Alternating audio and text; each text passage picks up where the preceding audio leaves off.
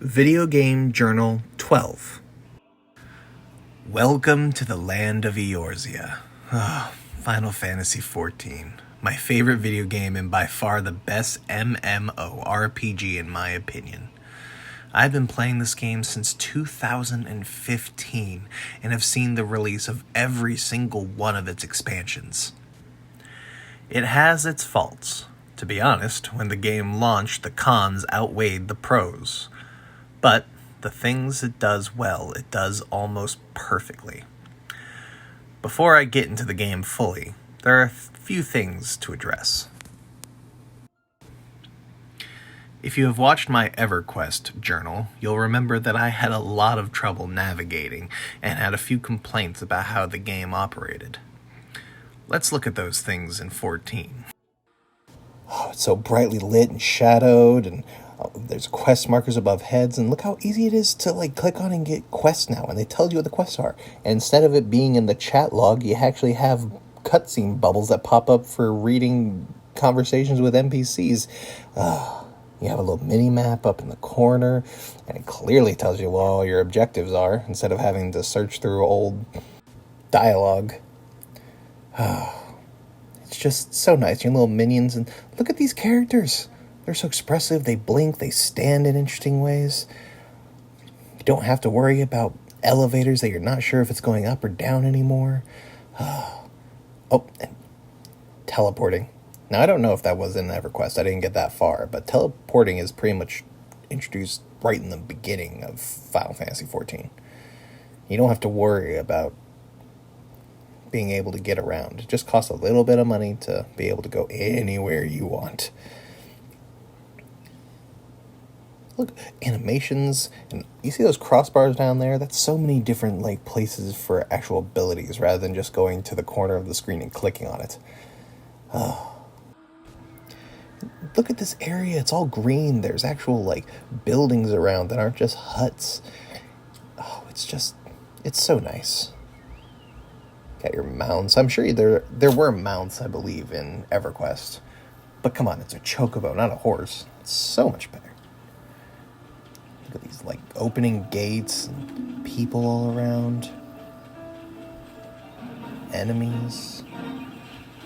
Giant enemies instead of just small little ones that are hard to find. And just listen to that music. It's so lovely.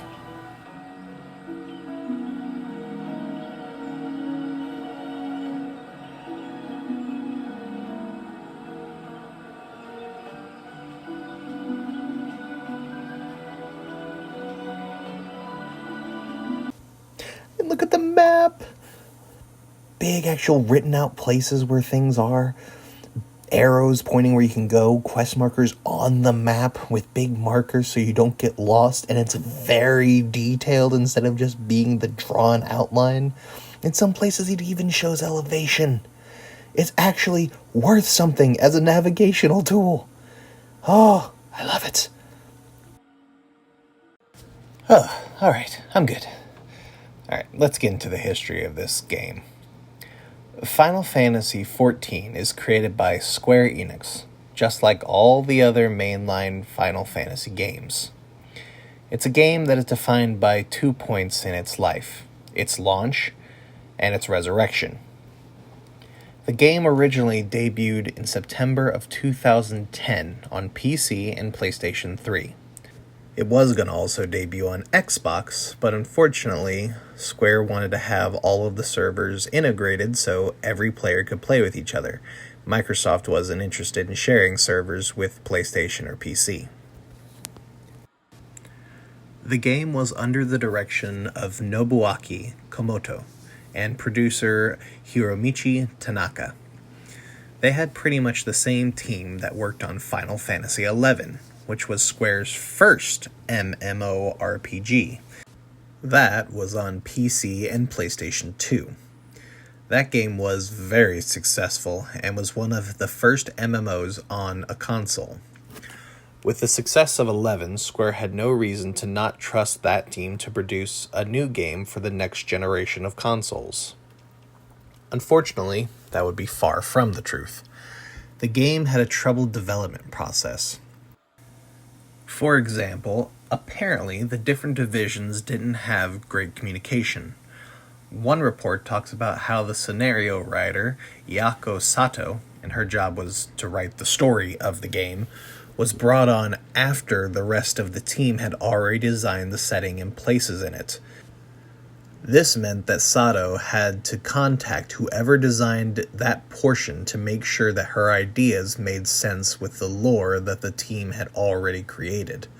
Obviously, this kind of work environment leads to a lot of wasted time that could have been used to debug the game. Usually, before a game officially launches, it has a beta version for a select number of players to play and stress test the game. In the case of Final Fantasy XIV, the beta testers were not impressed.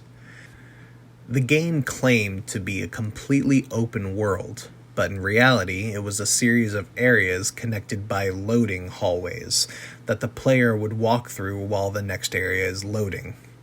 The problem was that there were a lot of these, and it didn't help that it seemed like the designers had designed 7 or 8 assets for each area, and then copy and pasted them all over the place. This led to the world being hard to navigate because there weren't many landmarks to orient yourself with on the map. There was also the problem with some of the game just being programmed poorly or far too much. For instance, the original in-game sprite for a flower pot contained the same amount of polygons and shaders as a player character, so if there were even a few of these around a group of players, the game would slow down to a choppy, sluggish mess. The beta testers pretty much came to the conclusion that the game wasn't ready for release.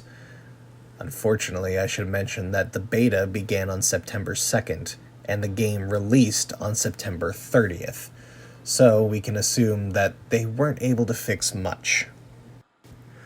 When 14 launched, it was universally panned for the reasons that we've already discussed, as well as a low amount of content on launch and no real endgame content. Endgame content is what MMOs live and die by. It's the content that keeps the hardcore fans invested and the game community healthy. Endgame usually consists of upgrading your character to the absolute maximum allowed by the game. This is usually accomplished by having difficult player versus environment areas like dungeons and raids. At launch, 14 had next to none of this stuff. I should also mention that this game was going to launch with the subscription system. Basically, the player was to pay a certain amount of money to play the game each month. Now, Square did have free logging campaigns running at the launch to attract players, but no one wanted to pay to play this game. Square knew that something had to change, or they would have to shut down a mainline Final Fantasy game, or have the company irreversibly damaged by its very existence. The higher-ups at Square decided to start at the head of the game and basically fired Tanaka and put Naoki Yoshida, also known as Yoshi P, in charge of this sinking ship. This all came after a formal apology in December of 2010. That's right, this game performed so poorly on release that it only took 3 months for major changes to be implemented. Yoshi P would start the healing process by rebuilding the relationship with the player base by releasing letters from the producer, which was basically letters from Yoshi P to the players that gave a level of transparency to the development process. He would tell them about patches that were being made and what they would affect, any changes to balance of enemies or abilities. He still puts out these letters today to keep that level of trust. If there's one thing I know about Yoshi P, it's that he loves his players, and that is always what he thinks about, is how to provide the most fun to the players. The next step was they got to work on the game, and discovered that there was no way to fix the game in its current condition. Luckily, Yoshida is a madman and had the guts to suggest an unthinkable solution. Completely rebuild the game while patching and adding to the original. Yoshi P convinced the bigwigs at Square to give him the time to pretty much start over on the game, and it paid off. This plan was announced on the first anniversary of the game in 2011, and to help fund the project, they reopened the subscription system again that next January. It was announced in 2012 that the servers for Final Fantasy XIV 1.0 would shut down on November 11th, 2012. It was re-released on August 27th, 2013 as Final Fantasy XIV: A Realm Reborn. The way they did the changeover was beautiful. A questline in the game started leading up to the server shutdown where players were trying to prevent the Garlean Empire from bringing down the lesser moon of Dalamud that you can see on screen.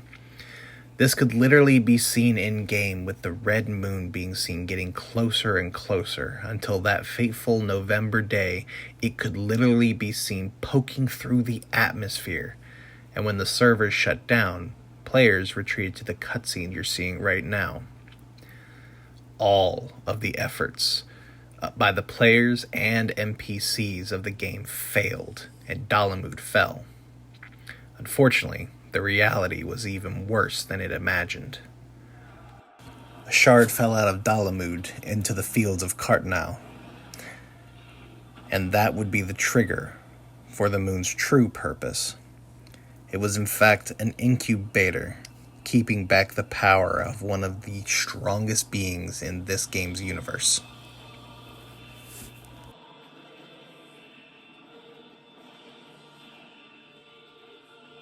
Inside was the Elder Primal Bahamut.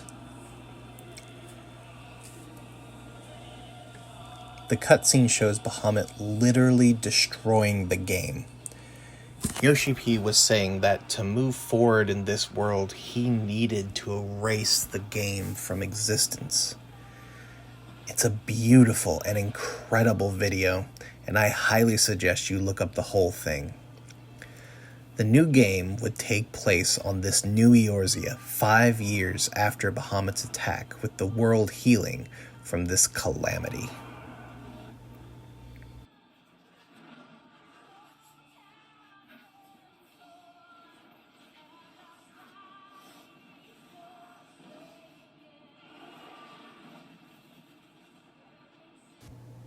Now that we are in the current game, let's go over what the player could choose to play as. When A Realm Reborn launched, the races that were available were the Hyur, which were basically this game's humans, the Elezen, this game's elves, the Lalafell, hobbits or gnomes, the Makote, cat people, and the Rogadin, which were, I think, supposed to be trolls or ogres, but one thing about all of the races in Eorzea is that they're pretty much all attractive, so they're not your stereotypical trolls or orcs. This would expand with subsequent expansions to include Aura, which were dragon people, Hrothgar, which were lion men, and Viera, which were bunny women. The last two were gender-locked. The reason for the gender lock seemed to be because of lore reasons, from what I could find. Specifically with the Viera, there are male Viera, but they are very seclusive and wild, so the team at Square decided that they wouldn't be good for players to play as. There are items that can change your race later, but these are either rare gifts or bought with real money. Something that sets 14 apart from most MMOs is that you can play everything on one character. By changing your weapon or tool, you change your class. Each class has a specific way of playing, and by being able to do this all on one character, it gives you a ton of playtime apart from just the story and dungeons. These jobs, as they're called in-game, determine which role you fulfill during player versus environment content, which are as follows. Tank, basically the one drawing all the attention and protecting the party. DPS, These are the players that try and put out as much damage as possible, and Healer, which I assume is pretty self-explanatory. At the launch of A Realm Reborn, the classes available were the Gladiator, that would become the Paladin.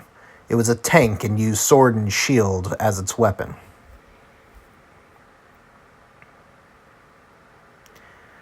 The Marauder, that would become the Warrior, another tank that used a giant axe. The Pugilist, that became the Monk. This was a DPS class that uses fist weapons to fight. The Lancer, that becomes the Dragoon. They use a spear or lance to fight, and they are also a DPS.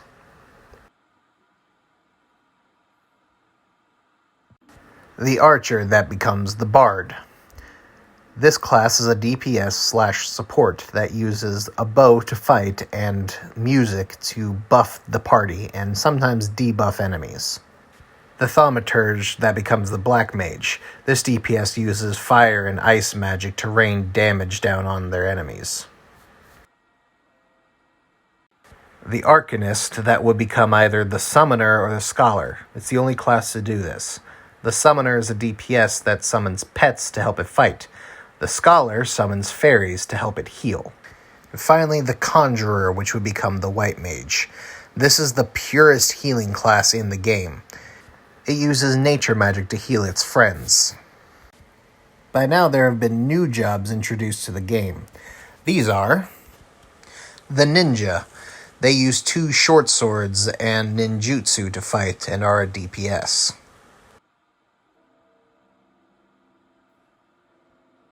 The Dark Knight, a tank that uses a great sword to fight, as well as darkness magic.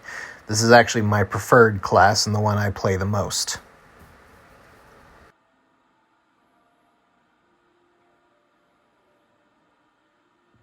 The Astrologian.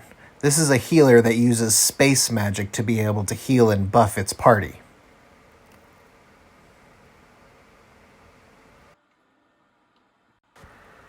The Machinist.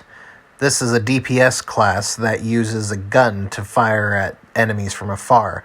It also employs other machinery and turrets to help it fight. The Samurai, another DPS class, and this one uses a katana to fight.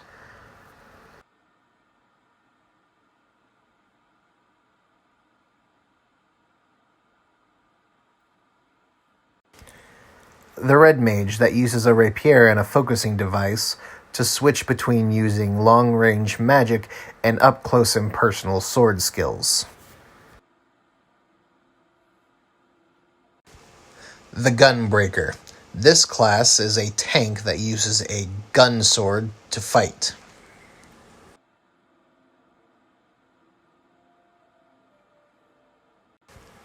The Dancer. This is a long-range support class, kind of like a bard, except it uses dances to buff its party rather than songs. And finally, the Blue Mage. Basically, there are certain attacks that enemies can hit you with that the Blue Mage can then learn.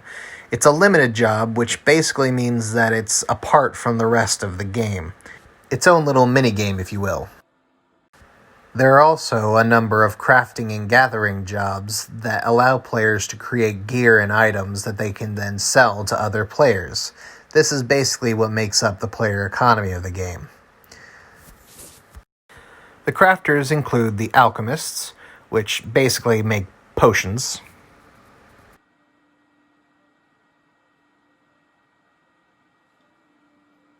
The Armorer. This class mainly focuses on making armor that is made out of metal.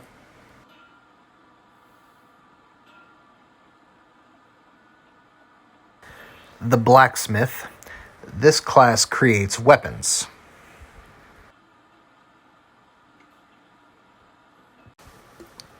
The Carpenter. This class mainly focuses on making furniture and other stuff for housing. The Culinarians are the cooks of Final Fantasy XIV. They make food that players can then eat.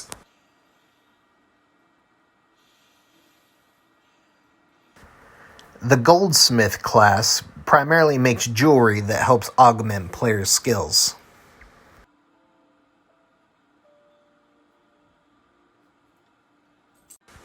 The Leatherworker class focuses mainly on making light armor.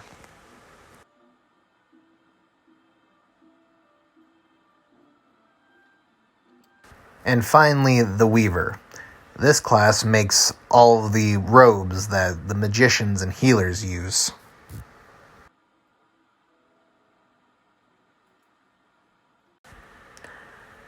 The only other classes to talk about are the Gatherers.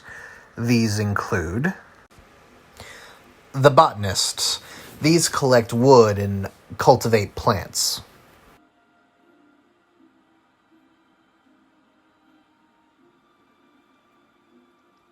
The Fishers, fish.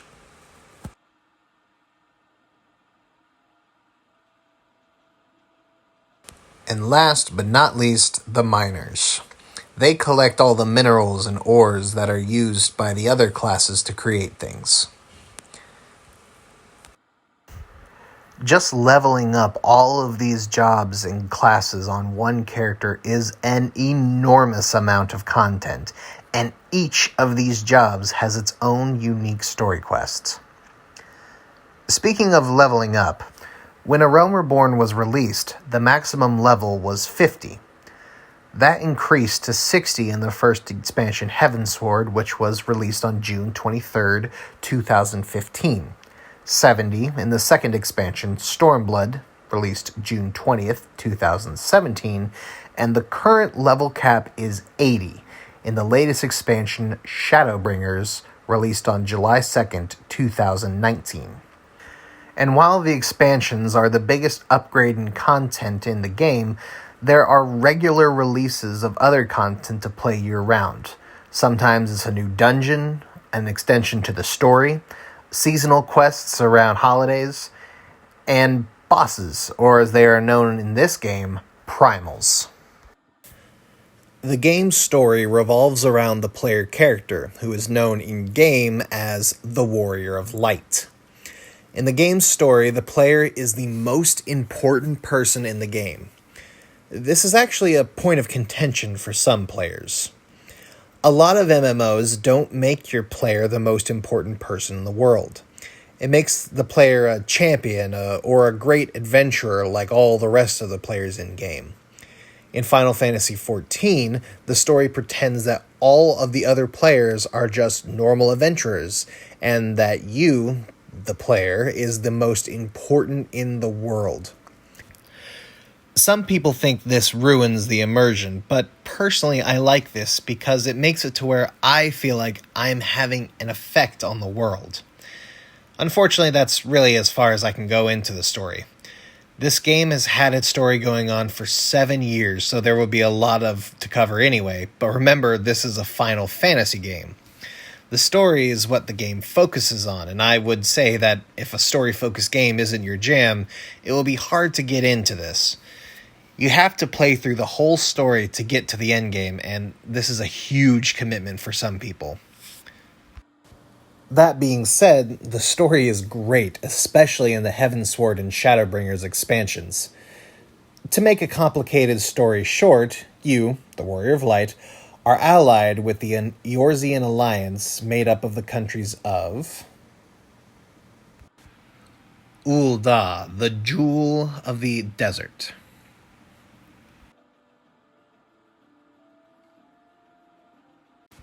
Gridania, the city hidden within the forest of the Black Shroud.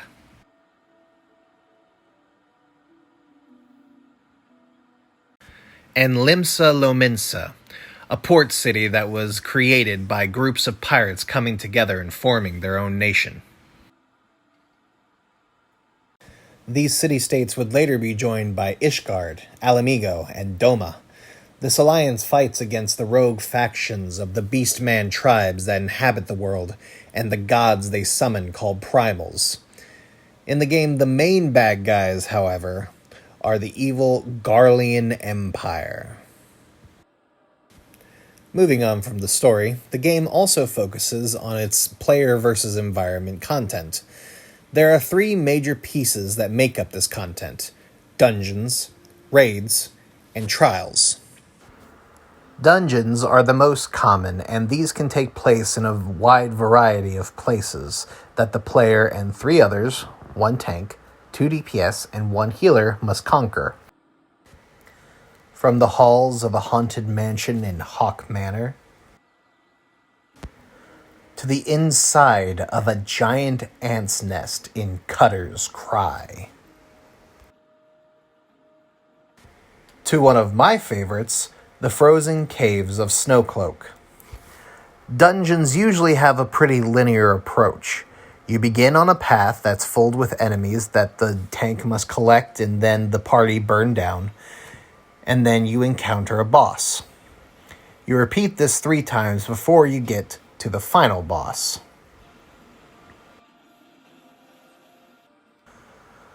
Bosses are huge creatures with giant health pools that the party must whittle away while avoiding the boss's telegraphed attacks. These could be as simple as avoiding the areas highlighted on the floor, or fulfilling some goal like hiding behind an icicle for a certain attack. You can see this in the video you're on screen right now with the final boss of Snowcloak. He'll drop these icicles that will either fly off or stay where they are. If you see the attack Lunar Cry going off, you must hide behind the 1 icicle standing. All of these are collectively known as mechanics in boss fights.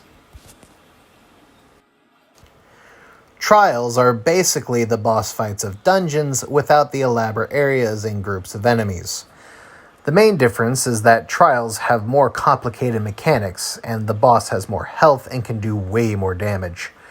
Trials are also usually made up of 8 players, predominantly 2 tanks, 4 DPS, and 2 healers. Right now you can see me taking on a trial by myself. You can enter all of these by yourselves as an undersized party, and it allows you to tackle the trial or dungeon at your current level. This means that if I go up against this low-level trial at my current fully leveled character, I can defeat it by myself fairly easily. However, if I were to go up against a level 80 boss by myself, I would most certainly probably be one-shotted.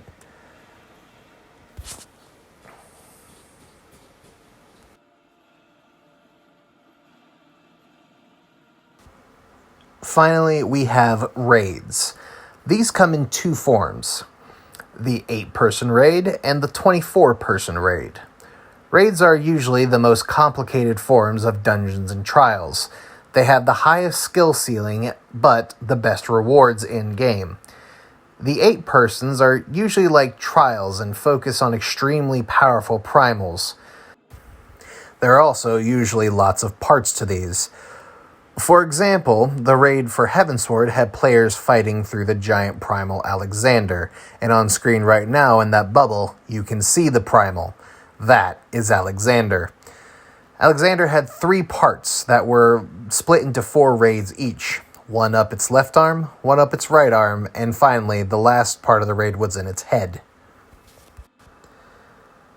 This one had a few mobs in each part, but it focused mainly on hard bosses with very specific mechanics. These type of raids also have a mode called Savage, which just meant that the difficulty was pushed even further.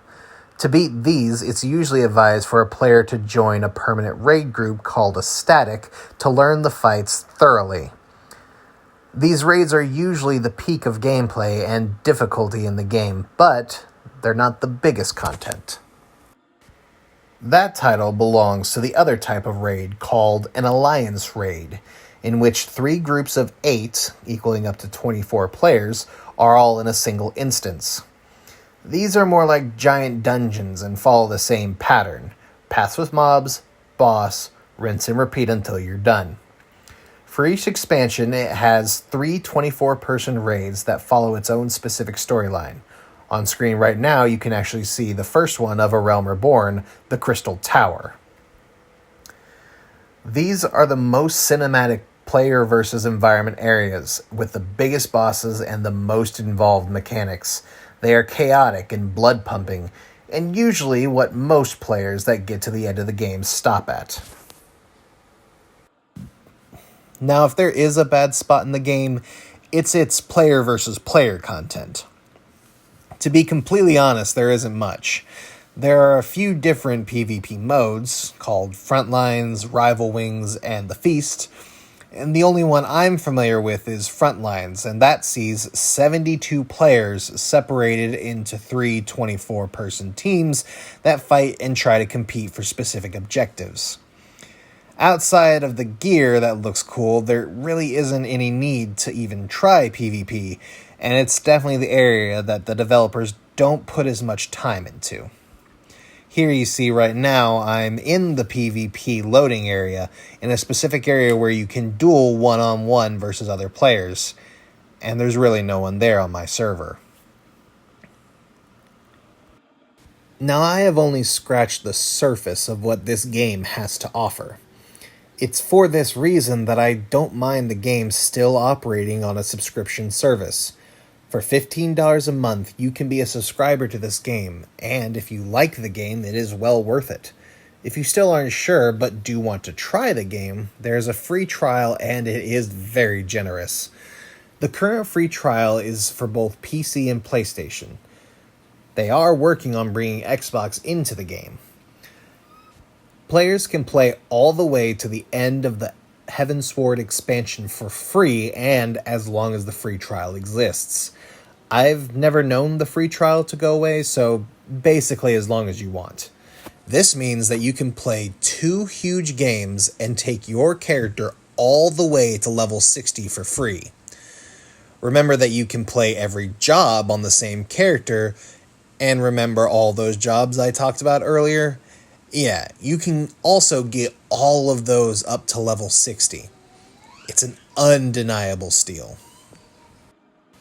And in every single instance in this video where you've seen me fly around like I am right now, those areas are all in the free trial. Even this one that I'm in right now.